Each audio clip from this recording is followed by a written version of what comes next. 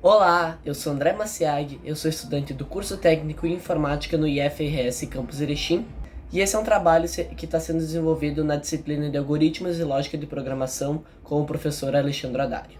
Bom, sobre o que é esse trabalho? É sobre o jogo A Torre de Hanoi. E como é que ele funciona? Bom, nesse jogo nós temos 3 pinos e nós podemos ter infinitos números de discos para jogar. E o que nós temos que fazer? Nós temos que levar todos esses discos, seja a quantidade deles, o tamanho que for, de uma torre para outra. Porém, o maior disco sempre tem que estar embaixo e o menor tem que estar em cima. Então, o que não pode acontecer é, por exemplo, isso aqui, ó. Isso não pode acontecer. O menor disco sempre tem que estar em cima. E o objetivo do jogo é trazer todos esses discos para outra torre. Bom, a história do jogo é que ele foi inventado pelo matemático francês Edouard Lucas em 1883 e ele é inspirado na torre que tem na cidade de Hanoi, que é a capital do Vietnã. E reza a lenda que Deus criou essa torre e deu para que os monges resolvessem ela, só que com 64 discos.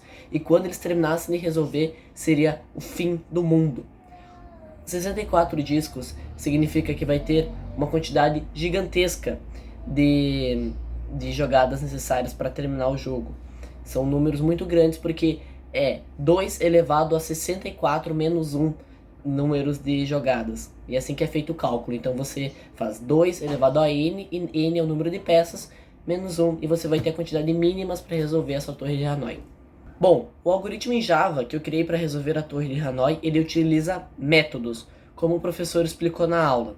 Então, como é que funciona? Bom, ele cria um método onde vai ter o valor da quantidade de peças e vai criar cada uma das torres. E aí, se for apenas com um disco, ele vai simplesmente mover esse disco da torre T1 para a torre T3 e acabou. Agora, se ele tiver mais do que um disco, ele vai usar a recursividade, ou seja, o método vai chamar a ele mesmo para resolver a torre. E aí ele vai estar levando, o que ele vai fazer? Ele vai pegar todos os discos da torre, por exemplo, T1, e ele vai levar eles para a torre T2. E a torre T2 ela vai ser a torre final nesse caso, e a torre T3 vai ser usada de suporte. E aí na segunda parte, o que ele vai fazer? Ele vai pegar a torre maior, o disco maior de todos, vai levar para T3, e aí depois ele vai fazer, durante algumas jogadas, o processo de levar esses discos que sobraram para a torre final.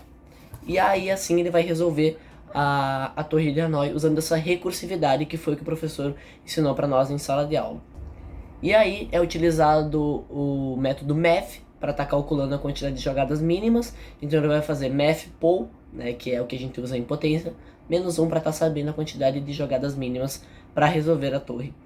Bom, essas são as minhas explicações sobre a torre de Hanoi, sobre o algoritmo e também sobre o jogo em si e um pouco da história dele. Muito obrigado pela atenção.